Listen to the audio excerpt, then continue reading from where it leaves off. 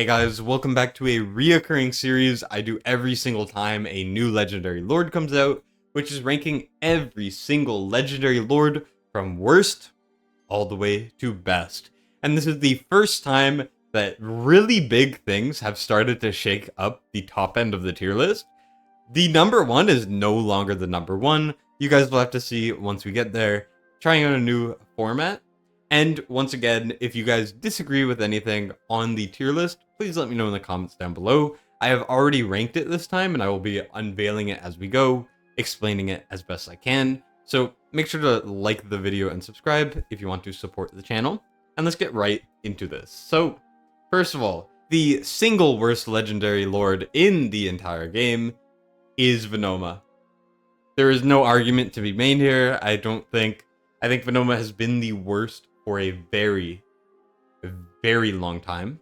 Venoma just kind of suffers from the issue of not doing anything as a unit. So I guess I should explain the criteria for this. This is going to be ranking both the lord skill, the unit itself, and it's going to be going off of a couple things. Are they really good in a specific area? Or alternatively, are they incredibly good in a variety of areas? These two things are very important for me. So if a unit is the single best unit in an area of the game that is relevant, then they're going to be rated a little higher than someone who is mediocre in every area, but might be a little bit more useful in multiple areas. And simultaneously, a unit that is super good in multiple areas, but isn't the single best in really anything, I do value a little bit more than a unit that is exceptional in one area of content. It's a little confusing. You guys will see as we go.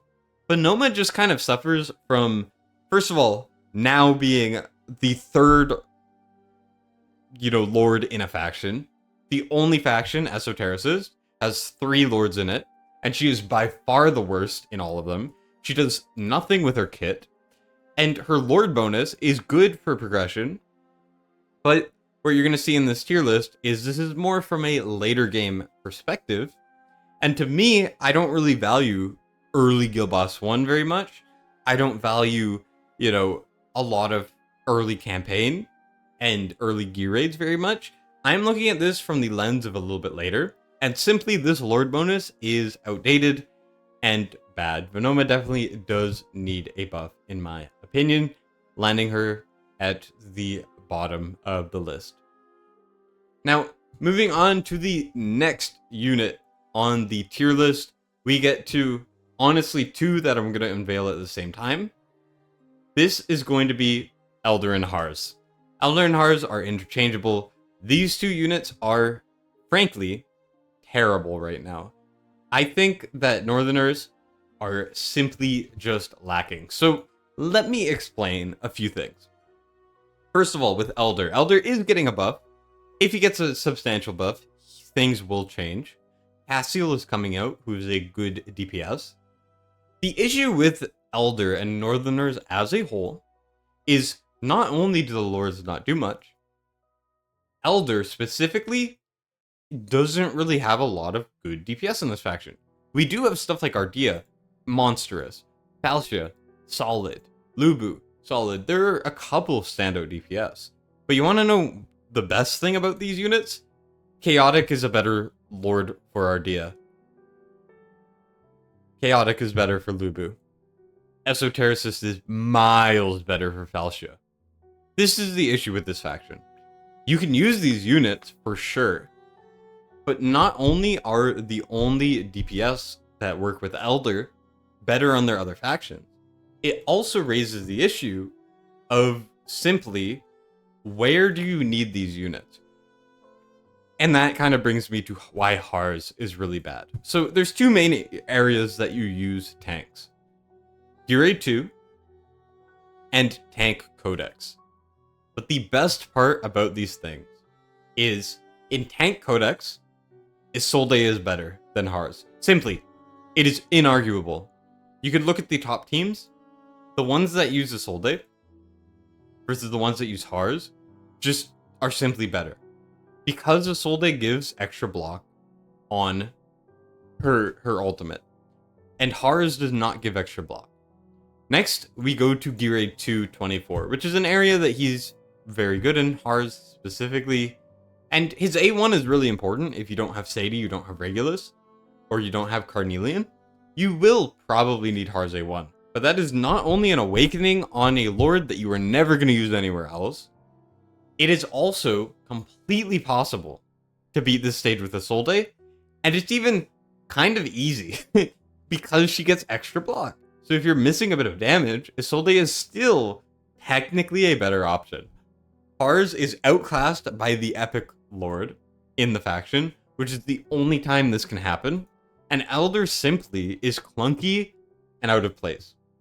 Elder and Hars deserve to be bottom tier here. Now, moving on to C tier, this is where they get quite a bit better. I kind of stand by the opinion that most of these are still good units, but undeniably, Twin Fiend is very low on the list. Hear me out.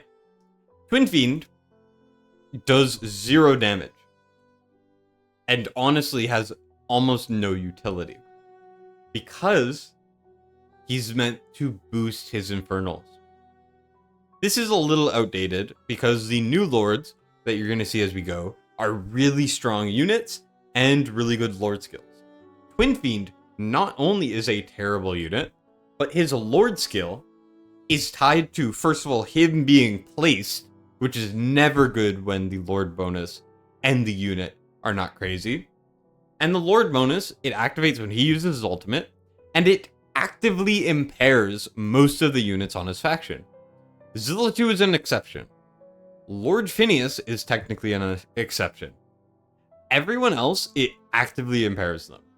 So by things like Hex, for example, it is by far better to put Hex on a Piercer team. The only reason why, in my eyes, Twin Fiend is not in D tier with the Northerners and Venoma is, first of all, the faction is better, and Abyss came out. Sulkadins is so much better for Abyss. There's so many other options you can run for magic damage, but Twin Fiend is undeniably somewhat useful. Kind of. In one area of the game, it requires awakenings on an outdated unit, and simply, his faction is less meta now, he doesn't work with really any of his faction, and he's just simply a bad Lord. Twin Fiend goes pretty low to the bottom. Next, we have another two-parter, which are basically just Lords that are interchangeable, and that's going to be Demi and Morgan. Demi and Morgan both belong to Cursed. They have definitely been getting better, and Demi is getting buffed soon. It's a pretty small buff, and I don't think it changes many things. But realistically, the cultists kind of suffer from a big issue, which is there's not a lot of end game AoE content. I know it sounds kind of weird, but let's go into this as a thought exercise. What areas are cultists needed? Well, reasonably, you can assume that they're used in 2 areas. They're used in Gear Dungeon 1, which, first of all, you can use an Epic Lord, or you can use Esotericis for. And then, they are also used, and currently basically required, for Gear Grade 124. This definitely does give them a big boost over a lot of other units. The main caveat here, though, is while they are good, they are still replaceable now that the gem system is coming out. The gear aids are no longer going to be mega hard, almost impossible content, because gears are going to get better, and you're probably going to see an Epic Lord take this spot instead. Which sounds a bit crazy, but I think it is in the future. And also, you do not need to beat stage 24 of gear aids. You can beat 23, you can beat 22, you could even beat 21 and farm similar gear. Especially for the fact that Gear Aid 1 is by far the worst gear aid to farm, because the gear is simply worse than Forge gear. And it's just such a specific situation where they're quite good. The only other thing is Morgan's good in GVG if you have no other options. But realistically, they have to go C tier. I'm not going to hear anyone out that they should be higher. Demi also, anti-heal, only usable in 2 areas of the game. Have you guys noticed that this is more of an endgame perspective? All of these units can be good early on, but just simply are outclassed once you get a bit later. Now, moving on to B tier, we are going to get Araka. So with this, it comes a little bit of a dilemma, because Araka can kind of change however. First of all, when we go into the game, you're going to see that she's not the only Piercer Lord, obviously. And this kind of changes her placements depending on if you have Yovar or you don't have Yovar. If you have Yovar on your account, Araka goes from being a B tier, it goes from being a B tier unit to a C tier unit. Araka is so unusable and worse if you do not have Yovar. But if you don't have Yovar, it flips and Araka goes all the way up to A tier.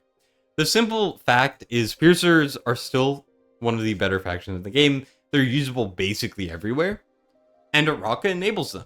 Silas, one of the best tiers in the game. Hex, freaking amazing. Sargak, amazing. Numera's really good. Talon's really good. Lady A is one of the strongest units in the entire game. And I know not everyone is Lady A, but it is still something that you have to take into account doing these tier lists, right? They're good everywhere. I mean, Arena, they're required, basically. They can be used in Abyss, albeit not for a crazy score. They can be used in the other guild bosses too. APOC and Nightmare 1. They can be used in the codexes. I mean, you need a Piercer Lord to do the Kriya Codex and the Pelagius Codex. Piercers are so meta in so many areas. And even though Araka is not a great unit, she is somewhat usable in GVG sometimes.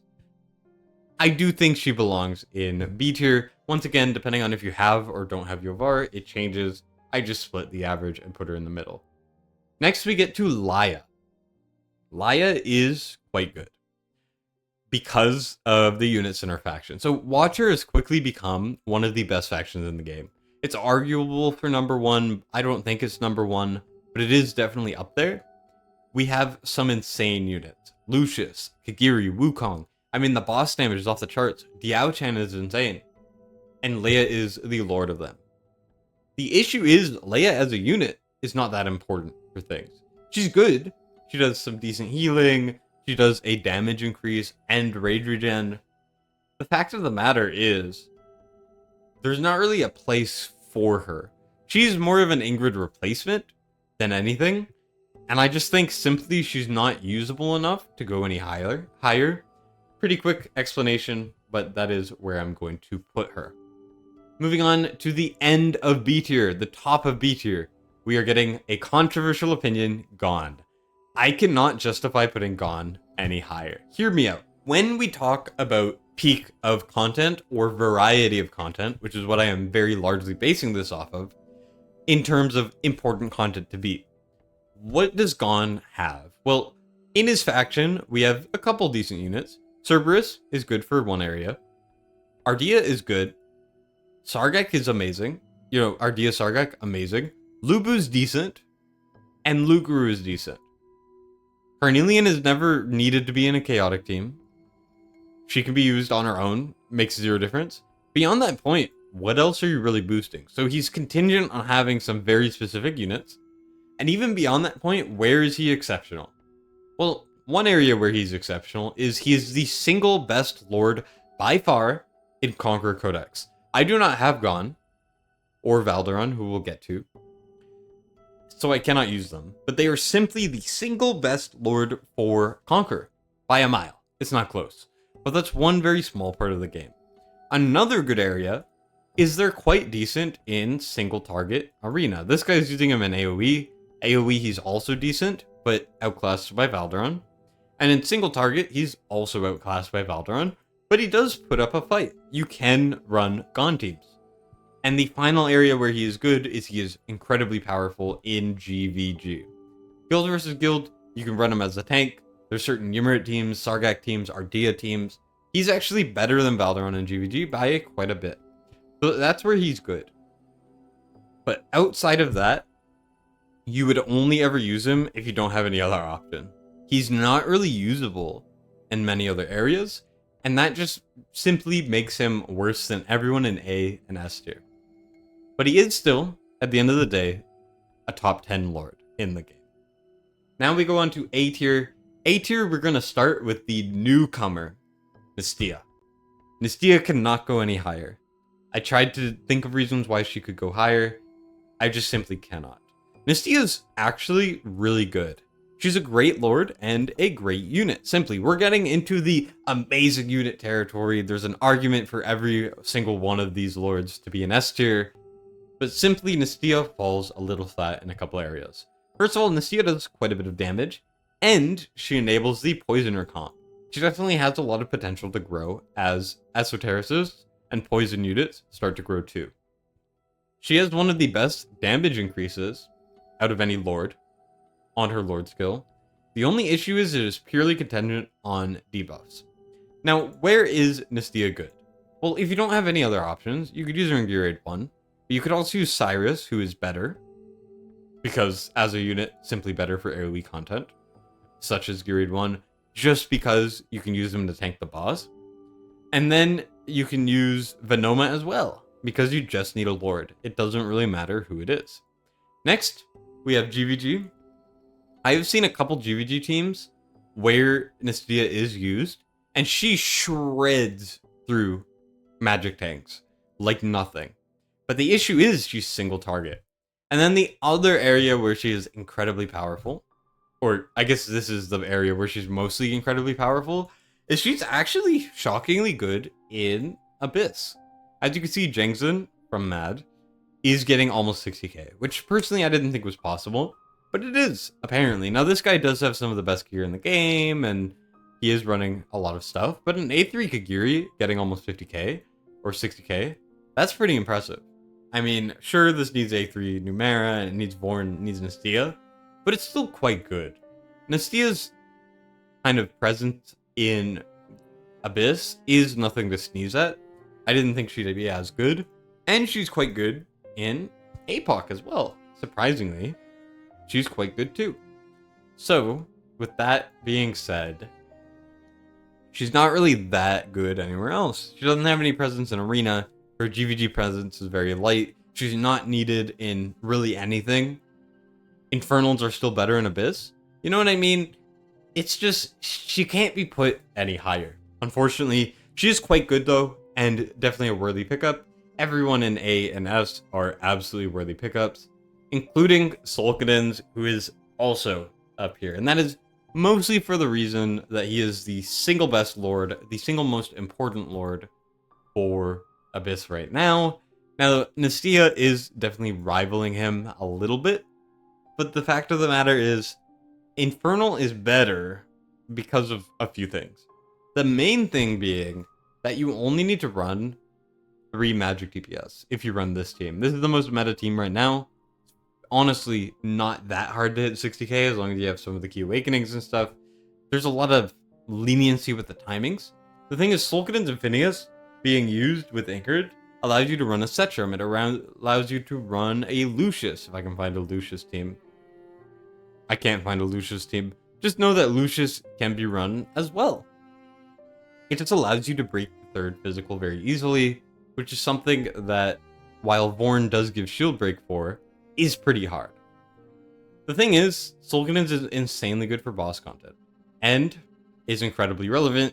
Now, there is an argument that they could be swapped, but I think that Solkadin is a bit better as a unit, and he requires less of a team built around him. One of the biggest issues with Nastya is you need Numera, you need Vorn, or she is at like 50% capacity. Solkadin likes Phineas, and Phineas is pretty important, but you can get to 60k without Phineas at all, if you use a Hex, for example. There's more alternatives to running Solkadins currently. I think it's just more important. Moving on to the next unit is going to be one I know I'm going to get hate for because the Valdi fanboys have been on my ass since day one. Valderon is an A tier. He is not an S tier. And hear me out. Valderon is really good for progression. If you're still on Guild Boss 1, you're still going through AMR, you're still going through early stuff, Valderon is going to be insane for you. But simply, once you get to a certain point in the game, the main area that Valderon is good in is single target arena. Now, he does trickle over to AoE, but the fact that he's really the best unit in one area and not really that important and much else, I think really holds him back. Now, he is somewhat usable in Conqueror Codex. He's somewhat usable in APOC. He's somewhat usable in Tower. He just pales to comparison compared to the lords that are above him. So, unfortunately, I just cannot put Valdi any higher. Just simply, I can't. Unfortunately. Now, the final unit in A tier, rounding off A tier, is going to be one that I know a lot of people are going to want me to put an S. And this is the one pick, and the one right after, that I might consider switching maybe tomorrow. And that's Cyrus. Cyrus is top of A tier. Fringe S tier, and could be swapped with the next person on the list. Cyrus is quite good, but let me explain why he's not S tier. So, first of all, Cyrus, insanely good. He can be used as a DPS in Conqueror Codex. He's really, really strong in GVG. Debatably the best lord for GVG, honestly. It's an argument for sure. Definitely possible. He's quite good in Tower, especially the new Tower. Tower is so hard that this does have to be used as a form of criteria. The thing is, with Cyrus, is everywhere I just labeled off, he's insanely good. He's a tank that basically cannot die. He can be built as a DPS, he can do damage, and he's an amazing, amazing lord for an amazing, amazing faction. There's a couple of reasons why he is not S tier for me. The main reason being his use cases are too limited. Outside of the areas I just listed, where else is Cyrus really amazing? Not much. I mean, campaign he's not bad at all. The thing is, Cyrus is kind of held back by the fact that he's quite good in areas, but he's not really needed in a lot of areas. That's the reason why I don't really put him in S compared to some of the other units, because in S tier, what you're going to see is most of these units, the 5 units in S tier, are usable almost everywhere. And not only that, they are broken in those areas, which brings me to S tier, which we're going to start off with Rygar. Now, Rygar can be switched to Cyrus. I do not think that that is the craziest argument ever, but the next unit as well, 4 and 5 for me, are going to be Toreador and Rygar. Now, there is an argument for Toreador being a little higher, but I think it's really important to show both to really explain why I think they are on equal footing. First of all, people are going to tell me that Toreador is better, definitively, and Rygar should not be S. But hear me out. Toreador and Rygar are part of one of the best factions in the game. They have all of the boss damage you'd ever need. Twyla, Wukong, Kagiri, Yuri is really good. I mean, Hatsa is disgustingly powerful. There's so many units in here. Arrogance is still quite good, right? This is one of the better factions out there. And the difference between Wrath and Toreador and Rygar is massive. And Toreador has to be an S tier. It is indisputable. He's amazing in Abyss. He's amazing in APOC. He's amazing in Nightmare 1. He's amazing in GVG. He's usable in Arena.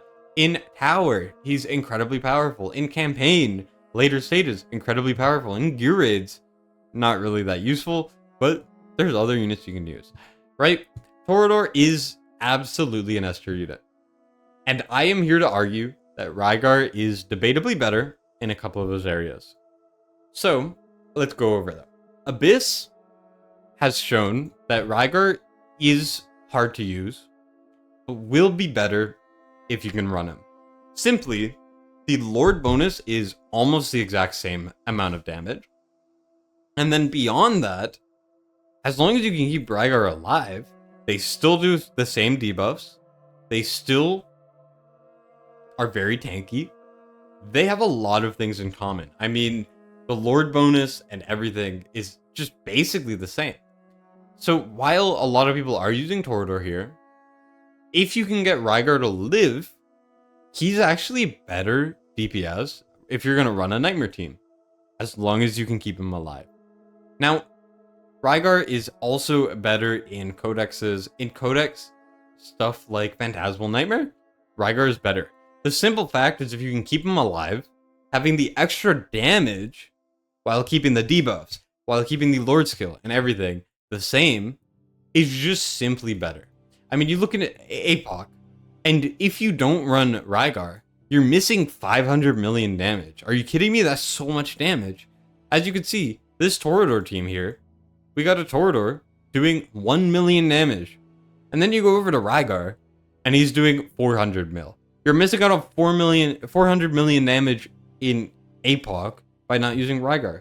If you had to tell someone, hey, I'm going to take off 400 million damage off your score, that would be crazy. That's so much. But that's just simply the difference. But of course, I think Toreador is better, mostly because of his GVG usage. His GVG usage cannot be overstated. His A5 gives him 3 lives. He's simply actually tanky, and it's a little hard to time the damage boost from Rygar's ult if you are not in control. So simply, Toreador gets a better score by quite a decent margin because of GVG. But I think that Rygar is the single most underrated Lord in this entire game. Do not sleep on him. He's better than you think. He just requires good gear. Now, moving on to the top 3, this is where we get a little bit spicy. So, I said earlier that there was one specific unit that really has fallen off. And I would honestly make the argument they are worse than Toreador, but I'm not ready to move them down just yet. I think Prais is no longer the best Lord in the game, let alone the best unit. I think Prais' time is a little bit behind him. Prais simply, let's go into this, does not have a place in endgame content. Alright? Prais, very good unit. He has true damage, the best type of damage in the game. He does a lot of really good single target damage, right? He is insanely good. Don't get me wrong. But, simply, where are you using Prais? If you have everything, right? If you had to pick any Lord, where are you using him? Abyss? Nowhere to be seen? Terrible. Nightmare 4? Terrible. APOC? I mean, Prais is being used here, sure.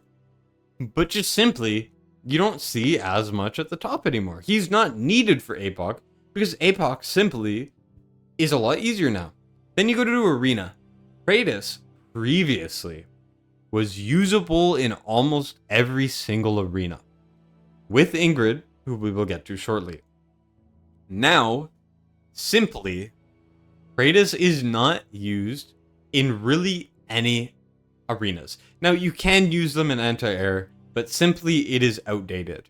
As you can see here, this is almost exactly what you're going to see. 5-5 is almost always top 10 in arena. You're going to see Yovar. You're going to see Ingrid. You're going to see Valdi. You never see Prais at high level anymore. This was a big selling point for Prais. Then you go over to Codex, which is a very important piece of content as well. Where are you using Prais? You're simply not. Phantasmal Nightmare could have some use. Lord of Styx could have some use. Arbiter of Frost, he's still good. But he's not the best anymore, right? That is what I have come to the realization with Prais, is for progression, if you don't have a lot of the Lords in this game, he's going to be really good. And he is still a must pull. But I don't think he's top 2 Lord anymore. So I know this one's going to be controversial, but simply, I don't see any reason for Prais being the best Lord in the game anymore. And that brings me to the unit that I think has the most growth potential to overtake the number 1, which is going to be Yovar. I think Yovar is better than Prais by actually quite a lot. Let's go over to Yovar. Yovar's stonks have gone up so much. First of all, as I established earlier, Piercer is a great faction, simply. Yovar has become so valuable now. Take a look at Tower. Doing Tower without Yovar is almost a Herculean task. It is almost impossible to beat this thing without a Yovar. Especially with the new Tower stages. Holy, is it hard. Like, this thing is almost impossible without Yovar unless you have a myriad of just different Lords and different Legos and different insane gear pieces. He's just the single best Lord for Tower now. He's incredibly important for Gear 3. I know I said I wouldn't go too much into the Gear type of thing, but the fact of the matter is, not having Yovar and just having Araka, it's so painful. It's so miserable. Yovar has become amazing in GVG. Yovar is really good in GVG right now. Simply because Lady A exists, she's very good. And also, Yovar does a decent amount of damage. We're running some Piercer teams, and they're getting a lot of wins. In keeps, you almost have to run a Yovar team right now, right? This is just a little amount of content. We could go into Codex and go Mother of Crows. Let's see, what's the single most important unit for this? It's Yovar. It's not Beelzebub. It's Yovar. Yovar is so important. Piercers are by far the best faction for this. Piercers are by far the best faction for Lord of Torrent, or Fierce Torrent, whatever it's called. And Araka cannot be placed. And even if she could, you're missing out on the insane amount of damage Yovar can do. Yovar is the single most, by a mile, GVG affiliation unit. With GVG changes being added, you can get your Yovar to over 130 after the gem update. And with the A5 boost, Yovar gets to like 150 KBP after Lord bonuses. What the hell? Why is it so high? It's even higher than that. I'm downplaying it. Like, it's ridiculous. And then you could go into campaign, he's quite decent. Like, you go into arena, he's the single most important anti-air DPS, technically, because you need a Lord and Araka simply sucks. You can only use Araka if you have a Lady A. Otherwise, you're not even going to touch Overlord most of the time, because it's so hard. Yovar is so important right now, and if you don't have a Yovar, I would argue you're hurting more than any other Lord. Except for maybe Toro. I think there is an argument to be made now that the single most important Lord to have is either Yovar or Torador. I think that is what it has come to now. You are lacking the most if you do not have Torador or Yovar. Which is why I am inclined to move Torador above Prais, but I'm not going to for this video. And that brings me to the most obvious unveiling ever. Ingrid is top of S tier. Hear me out. Well, I don't need to hear you. I don't need you guys to hear me out. We all know this already. Ingrid, let's go over it. Ingrid is the single most important AoE unit right now. She is a counter to Valderon, technically, if you have a Kigiri and Wukong team. It's possible, for sure. She is the potentially most used Lord in Abyss now, with the Poisoners. People are using Poisoners with her, right? Because she's so good. She buffs the single best boss killer in the game, Kigiri or Wukong, it depends on the content. She boosts both of them, while simultaneously hitting like a truck. This is an A3 Ingrid, and she's boosting, and is a debatably better Lord than Torador, the two best boss killers in the game. And beyond that, she's still broken in GVG, and they specifically designed the maps to not be good with Ingrid. And Ingrid is the single most important unit, debatably, maybe single most important Lord, for keeps right now. She's needed for keeps. I mean, are you kidding me? Her awakenings are absolutely bonkers, ridiculously crazy right now. I mean, getting A3 Ingrid blasts constantly when she's in her overdrive. A5 just ignores 25% magic resistance. She's good in single target. I mean, Tower has also shown that she's incredibly good. 25 Tower without Ingrid is so difficult. Doing Hidden Chamber without her is difficult. Ingrid is so good right now. I would argue that Ingrid is the best Lord in the entire game right now. I stand by this list. Please let me know in the comments what you guys would change, what you guys agree or disagree with on. Just keep in mind that this game is always changing. There's new content coming out, providing a little bit more usage for some of these worst units. Demi and Elder are going to be getting a buff soon. I don't think it changes much, but they are still getting a buff.